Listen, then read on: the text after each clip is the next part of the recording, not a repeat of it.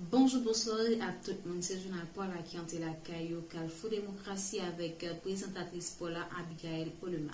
Jeudi, c'est lundi 13 juin 2022, mais ensemble de points pour développer pour dans le journal ça. Nous avons table sur problématique d'insécurité et moyens pour combattre. C'était l'occasion pour plusieurs dirigeants partager expérience sur faire bon côté payo dans le domaine ça. Vice-président États-Unis Kamala Harris et président Joe Biden côté discussion de chita sur problème qu'il y a insécurité, criminalité transnationale, changement climatique et blanchiment l'argent. Dans l'occasion 27e anniversaire police nationale d'Haïti, 12 géants yon médecin écuménique te chanté dimanche là dans l'académie police là sur route frère en présence de plusieurs membres. Dans le commandement PNH là quelques ministres gouvernement et membres corps diplomatique yo te présent. Directeur général de PNH France LB dans intervention fait dans pavillon l'école police là après cérémonie écuménique là annoncé yon titan tout court police a pas gen moyen pour combattre bandit. Phénomène insécurité à la cause Haïti pas capable d'accueillir 9e édition Assemblée de peuple Caribéa. C'est ensemble de personnes qui vont développer pour être branchés à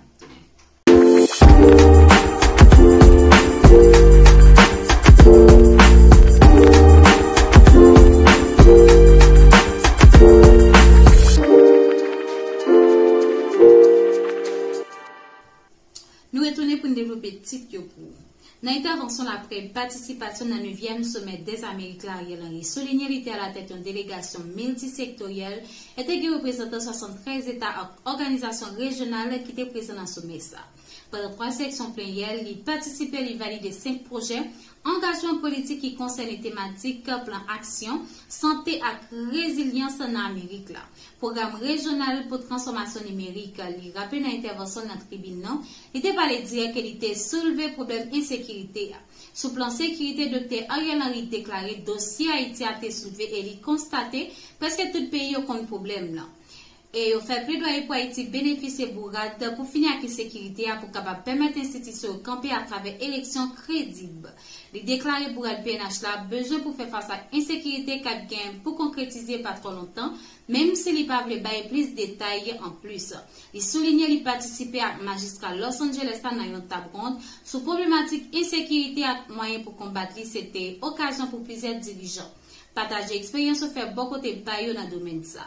En côté Premier ministre Ariel Henry Namiko Akao TV pour plus de détails. J'ai procédé au cours des 3 sessions plénières avec les autres chefs de délégation à la validation de 5 projets d'engagement politique préalablement adoptés par la réunion ministérielle le 8 juin 2022. Il s'agissait des thématiques suivantes. Tout d'abord, un plan d'action sur la santé et la résilience dans les Amériques. Ce texte apporte des éléments de réponse face aux défis posés par la pandémie de COVID-19. Ensuite, un programme régional pour la transformation numérique. Il s'agit de favoriser le développement socio-politique. La délégation qui m'a accompagné était composée entre autres du ministre des Affaires étrangères, M. Jean-Victor Généus, de l'ambassadeur d'Haïti aux USA, M. Edmond Bochit, de l'ambassadeur d'Haïti à l'OEA, M. Léon Charles, du coordonnateur national pour cet événement, l'ambassadeur Guy Lamotte et de nombreux cadres. Je disais donc, par la transformation numérique, nous entendons accélérer la transition vers une énergie propre, durable et renouvelable. Notre avenir vert et durable était important et un plan d'action interaméricain sur la gouvernance démocratique a été adopté. Toujours dans le cadre du sommet, à la session de plénière du 10 juin, j'ai délivré le message officiel de la délégation haïtienne que vous avez certainement eu l'occasion de suivre. J'ai choisi, à cette occasion, de parler vrai, sans langue de bois, et de dire clairement ce que nous souhaiterions voir être notre Amérique, le voir devenir notre Amérique dans les prochaines années. Si les pays de la région avaient la volonté de mettre en œuvre les résolutions généreuses contenues dans les documents et déclarations. En effet, elle serait belle notre Amérique s'il y avait davantage de solidarité et d'entraide mutuelle contre les inégalités, les différences de développement entre nos pays. Ce fut aussi l'occasion de poser avec nos amis de l'hémisphère les problèmes d'insécurité auxquels notre pays est confronté. J'ai constaté que la quasi-totalité de ces pays connaissait parfaitement la situation qui prévaut chez nous. Et tous ont fait un plaidoyer en faveur d'un soutien qu'il fallait apporter à notre pays pour en finir avec ce fléau et paver la voie vers un retour à un fonctionnement normal de nos institutions à travers des élections crédibles. J'ai de bonnes raisons de croire que le soutien que nous recherchons pour notre police devrait très prochainement se concrétiser. Permettez-moi toutefois de ne pas en dire plus pour le moment. J'ai aussi participé en compagnie du maire de Los Angeles dans l'après-midi du 10 juin avec d'autres chefs de délégation et des représentants des jeunes, de la société civile et du secteur privé des Amériques à une table ronde sur la problématique de la sécurité et les moyens d'y faire face dans nos communautés. Ce fut un partage d'expériences enrichissant.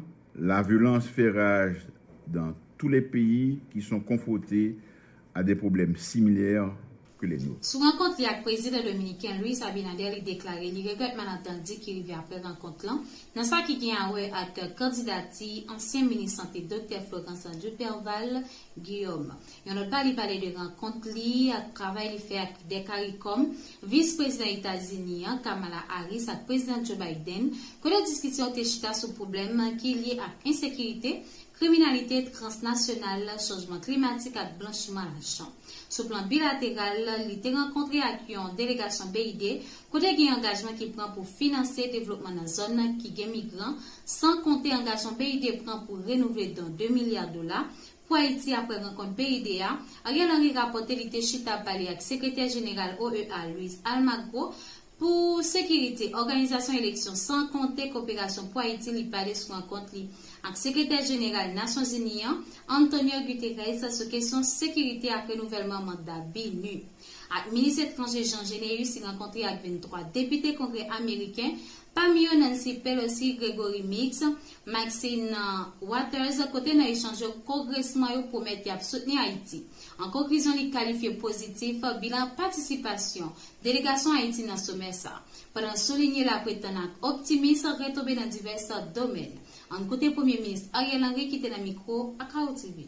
J'ai aussi eu une rencontre de travail avec les leaders du CARICOM et la vice-présidente des États-Unis, Mme Kamala Harris, et le président Biden.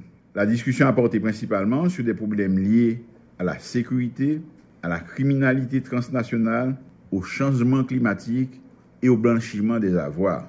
Toujours dans le cadre multilatéral, j'ai eu une fructueuse rencontre de travail avec le secrétaire général de la CARICOM, du COFCOR et un soutien à notre candidate pour le poste de directrice générale de l'OPS a été manifesté.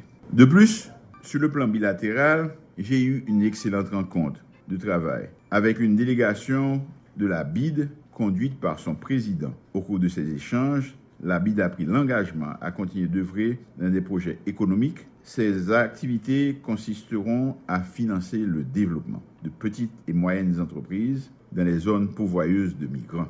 La BID a aussi pris l'engagement de voir comment aider à renouveler le don de 2 milliards à raison de 200 millions par an sur 10 ans, don qui vient d'arriver à terme.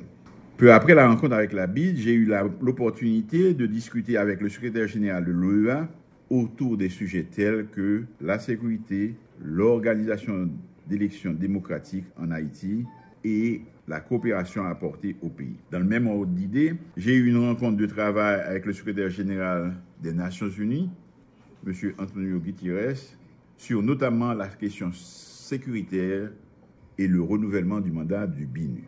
J'ai aussi eu des échanges avec les ambassadeurs des États-Unis à l'ONU et le sous-secrétaire d'État américain. Ça a été une opportunité pour explorer les nombreux défis auxquels fait face Haïti. Par ailleurs, avec notre ministre des Affaires étrangères, j'ai également eu une excellente et fructueuse rencontre de travail avec une délégation de 23 députés du Congrès américain, composée entre autres de Mme Nancy Pelosi, présidente de la Chambre des représentants, Mme Maxine Waters, membre influent du Black Caucus, M. Gregory Meeks, président de la Commission des Affaires étrangères, des députés d'origine haïtienne et dominicaine. Au cours de ces échanges, les congressmen m'ont promis de continuer à soutenir Haïti. Toujours sur le plan bilatéral, j'ai rencontré le président de la République dominicaine, son Excellence, M. Luis Abinader. Nous en avons profité pour échanger sur des sujets d'intérêt pour nos deux pays, tels que la question migratoire, la question de la criminalité transfrontalière et la nécessité de travailler au renforcement de la coopération entre nos deux pays. La question de la candidature haïtienne au poste de directeur général de l'OPS-OMS a brièvement été également abordée.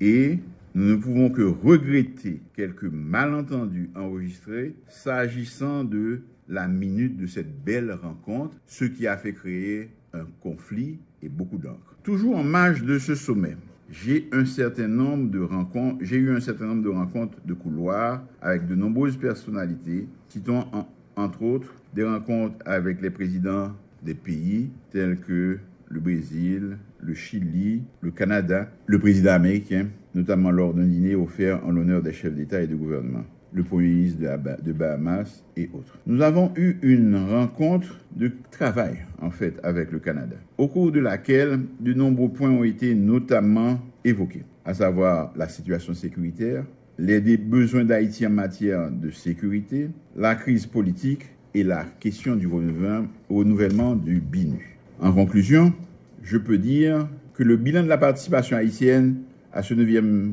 sommet a été globalement positif au regard des activités réalisées dans le sommet et en marge du Occasion sommet. 27e anniversaire police nationale d'Haïti PNH de géant et en messe écuménique te chanté. Dimanche en Académie police là sur le fait en présence spécialement au commandement PNH là, quelques ministres gouvernement même corps diplomatique là.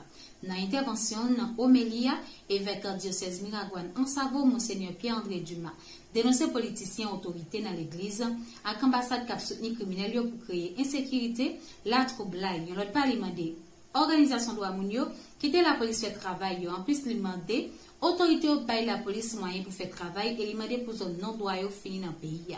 En côté intervention, Monseigneur Pierre-André Dumas, évêque diocèse en Savo Miragouane, dans micro à Kaouti. Les assassins circulent dans la ville. Ils se font passer comme des maîtres de notre ville. Ils sont parfois soutenus par des politiciens, même parfois par des gens d'église, des mafieux.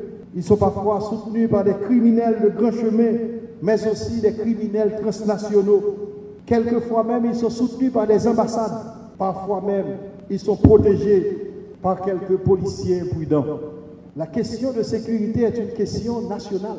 Nous ne sommes pas capables de quitter la main l'autre monde pour régler pour nous.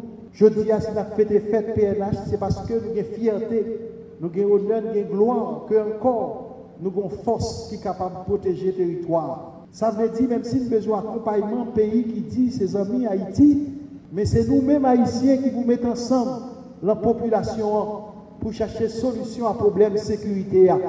Je ne dis pas, un pays va exister s'il n'est pas capable de peuple de sécurité. Pays ça, gagne lui-même, de posséder les germes de désagrégation et de destruction. Il s'agit, frères et sœurs bien-aimés, mesdames, messieurs, de l'avenir de notre pays. Ce n'est pas tout le monde qui est de l'autre côté pour aller. Si le peuple ça, leur souffrance, 4-5 départements bloqués, l'autre département presque paralysé, ça veut dire son pays au niveau économique, politique, sociologique qui morcelé, son pays qui est en guerre. Il a fait calcul pour voir les gens qui peuvent mourir dans le kidnapping, voir les gens qui peuvent mourir avec violence dans le mois qui se passé, 2-3 premiers mois que tu as fait la guerre entre l'Ukraine et la Russie, tu as moins de monde qui est mort, qu'on y a le dépassé. Mais ça montre que c'est comme si ton pays est en guerre. Ça veut dire nous pas qu'à jouer, la police pas qu'à jouer. Nous-mêmes, il faut soutenir la police noire. L'État doit bailler la police moyen pour travailler la fête. L'État doit soutenir la police là. Et nous devons ça dans le budget, combien de corps nous mettez de côté pour aider la police. Souvent, manquer effectif, manquer moyens. nous devons une police qui recevra sa vérité, qui est mieux payée. Nous devons une police que nous retrouvons là-dedans, qui ne c'est pas nous, force police. Je dis à zone de non-droit duré trop dans le pays. Je dis à situation ça a duré trop. Nous devons mettre un terme à cette prise d'otage de la population. Et situation ça doit faire que nous pratiquions ça. C'est pas Jean-Paul II, l'ingérence humanitaire. Léon chercher moyens pacifiques, non violents pour résoudre question ça yo. Ou demander moun qui chef bande ak moun qui en bas contrôle yo pour changer attitude, pour jeter les armes, yo continuer comme ça, l'ingérence humanitaire qui est l'extrême solution permet d'intervenir pour mettre les bandes hors d'état de nuire. Je dis à nous arriver dans la solution pour que le peuple haïtien soit capable de vaquer à besoin, que le peuple haïtien puisse circuler, qui est un droit, qui puisse avoir des temps de loisirs, pouvoir sortir le soir et la journée, que les gens quittent la peur, qu'on puisse créer la confiance au sein de la population. Mes amis, quittez la police, la fait travail. Amis, frères, maxeurs, violents, droits humains, quittez la police là, fait travail. Situation a duré trop. Quittez la police là, 17 assez, Abraham, 17 assez pour lui, pour peuple sa souffrance. Directeur général PNH à Frontielbe dans intervention fait dans pavillon l'école police là. Après cérémonie, équipe Ménic a annoncé un petit temps tout coûte, la police pas de moyens pour gommer contre bandits. Il renouveler engagement pour continuer lutter contre sécurité pour couper bandits avec sa patte pour ça qui gen col dans couyo. Yon l'autre pas limiter bandits avec tout si tirer en garde dans jou ka venir là yo. Pour yo même ak fami yo par honte devant peuple là. À la tête PNH a promet pour faire institution vin plus professionnelle pour pas entrer dans terrain politique là. En côté intervention, commandant chef PNH la Frontielbe qui était dans le micro à KO TV. Une autre fois encore, dans notre tout policier, la petite population n'a toujours campé devant la lutte contre le banditisme. La lutte qu'elle a menée pour sécurité et tranquillité dans le pays. N'a continué bataille chaque jour contre toute qualité bandit. Bandit avec sapat, tant que bandit à col. N'a dit tout si tiré, tout bandit en cachette. Attention, le jour qui vient là, pour ne pas rentrer devant le peuple, pour ne pas rentrer devant la famille. Là, on titan encore, on titan tout coûte. Avec concours gouvernement, la police a gagné plus de moyens pour combattre les bandits dans la rue. Pour gagner plus de moyens, pour gagner plus de force pour nous mettre contre les bandits, pour protéger la population. C'est un engagement que nous prenons devant la population. Nous demandons à la population de continuer à croire dans la police, collaborer avec la police. Mesdames et messieurs, je profite de l'occasion pour remercier l'équipe d'experts qui travaille sans relâche au niveau de la direction générale sous le leadership du recommandement de la police, au fin de doter la PNH d'un outil stratégique, le plan annuel de sécurité, devant guider ses actions à court terme et moyen terme pour juguler l'insécurité et qui sera bientôt présenté au CSPN. Devant vous ce matin, devant la nation tout entière, et la communauté internationale. Au nom de la police nationale d'Haïti, je renouvelle l'engagement solennel pris le 21 octobre 2021 en donnant la garantie que la police nationale poursuivra sa mission sacro-sainte dans le strict respect des normes constitutionnelles et des principes démocratiques. En ce sens, je travaillerai pour que la PNH soit beaucoup plus professionnelle, apolitique, que les équipements et les matériels soient utilisés uniquement pour le travail de la PNH. Policiers, frères, actions. Nous connaissons que les bagages ne sont pas faciles. Mais j'aime toujours dire, nous continuer à travailler avec le gouvernement pour nous joindre plus de moyens, pour nous répondre à besoins policiers. Même gens qui commencent à faire, nous commençons à faire, qu'un BFM pas la vie. Le pays a compté sur nous en pile. Merci pour le sacrifice et l'engagement que nous prenons dans la sécurité pays.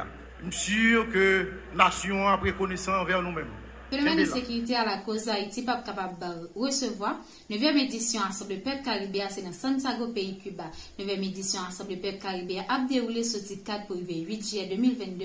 Selon le professeur Camille Chalmers, qui a rencontré la presse ce matin lundi. Dans le local PAPDA, Camille Chalmers fait qu'on est Assemblée Peuple Caribéen. C'est un espace côté 7 pays qui sont dans l'Assemblée qui pas d'accord façon pas net la organisée. Je t'ai parlé pour faire échange sur culture et révolution. Professeur Camille Chalmers indiqué à travers le peuple caribéen, c'est pour pays, yo essayer d'éliminer toute barrière culturelle et linguistique que l'on établi dans mi-temps yo. Dans le moment où tu as colonisé plusieurs dans le bassin caribéen.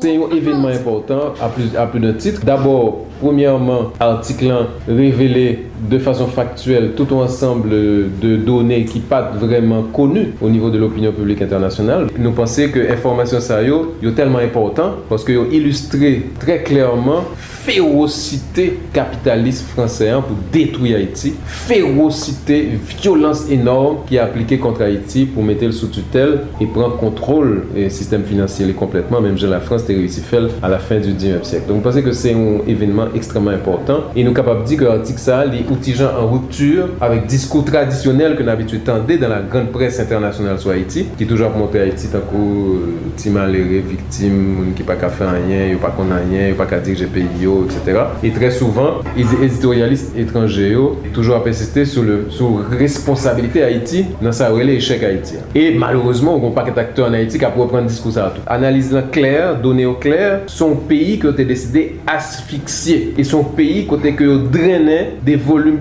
considérables de ressources financières pour aller enrichir une grande puissance. C'est occasion pour que les acteurs haïtiens utilisent des données ça parce qu'on a parlé quand même de New York Times. Donc pour utiliser des données d'un journal qui est dominant au niveau de la presse mondiale pour changer le récit, changer le discours sur Haïti. Et il commence que l'article ça a un gros impact. Pratiquement tous les grands journaux, tous les grands magazines télévisés au monde commentent l'article. Donc nous pensons que son événement important. Et surtout, un événement important, si nous-mêmes en tant qu'acteurs haïtiens, nous voyons qui gens qui utiliser et nous signaler tout, il y a une nouveauté qui est intéressante, c'est que son article qui est disponible en créole. Malgré, tu as dit, tout saluer que nous avons salué fort que cherche New York Times sur fait et qui est positif, nous avons quelques réserves importantes. Première réserve là, c'est que dans la recherche ça, il y a quitté très peu de place à chercheurs haïtiens. Parce que il y a des chercheurs haïtiens qui font des travaux importants sur la question déjà. Nous avons signalé, bon, il y a un livre plus connu qui c'est le livre Goussi Gaillard, qui est fait sur café. Mais Goussi Gaillard est important parce que tu as dit que il rentré dans la lacune article. Parce que l'article n'a pas montré comment dette c'est un instrument à l'intérieur de tout un système de domination. Relation par exemple entre dette et ajustement structurel. Je veux dire, relation entre dette et ouverture des marchés, dette et occupation militaire. Parce qu'en Haïti, par exemple, il est très important pour essayer de comprendre le processus d'endettement que pour imposer à Haïti, avec par exemple l'emprunt de 1922, comment que lié à la militarisation et comment que lié à l'occupation militaire. Deuxième réserve, c'est que l'article n'a pas parlé du tout de résistance haïtienne. Qu'il signalé seulement Jean-Bertrand Aristide, qui effectivement a fait une déclaration restitution réparation qui est calculé 21 milliards à rembourser, mais il n'est pas inscrit ça que Jean-Bertrand Aristide a fait dans tout un long processus de résistance. Par exemple, à l'époque, sous Boyer, d'ailleurs, il y a des gens qui même pensaient que signature ordonnance là, reconnaissance de dette de l'indépendance par Boyer, c'est une barrière qui peut mener à la chute de Boyer. Et de même, ils ont essayé d'imposer nous emprunt 1922, qui sont l'autre scandale encore. Le peuple haïtien a protesté. Donc, je crois qu'il y a un long processus de résistance qui est important pour nous rendre justice à peuple haïtien, pour dire que ce n'est pas seulement quelques politiciens complices, n'est-ce pas, qui te permettent que ça au fait, mais il y a une résistance de peuple haïtien et une résistance qui a été vaincue souvent par la force et dans le sang. Troisième considération que nous avons fait, c'est sur la question des réparations. Parce que quand pile haïtien le attendait, on a réclamé réparation, restitution, on dit ça c'est une blague, c'est pas sérieux, etc. C'est quelque chose de très sérieux et de plus en plus, peuple travailleur a utilisé question ça pour être capable de lutter contre l'impunité des transnationales. Je n'en arrive dans le bout, mais avant nous aller nous rappeler ensemble, de nous développer pour vous dans le journal ça. Nous avons tabron sur problématique insécurité et moyens pour combattre lui. C'était l'occasion pour plusieurs dirigeants partager l'expérience qui fait beaucoup de pays dans le domaine ça. Vice-président des États-Unis, Kamala Harris et président Joe Biden, côté discussion de chita sur problème qu'il y a sécurité, criminalité, transnational, changement climatique et blanchiment l'argent. Dans l'occasion 27e anniversaire police nationale d'Haïti PNH, 12 juin, une messe écuménique te chanté dimanche dans l'Académie Police là, sur le fait en présence plusieurs membres au commandement PNH là, quelques ministres gouvernement, membres corps diplomatique là. Directeur général PNH à France Elbé dans intervention fait dans pavillon l'école police là. Après cérémonie écuménique là annoncé un petit temps tout coup de police là pour gagner moyen pour goumer contre bandits. Phénomène insécurité à la cause Haïti, pas capable d'accueillir une 9e édition Assemblée Peuple Caribéa. Merci à tout le monde qui t'a écouté. Pas oublier, abonner, like et partager. Rendez-vous demain 16h pour l'autre journal. Bye bye tout le monde.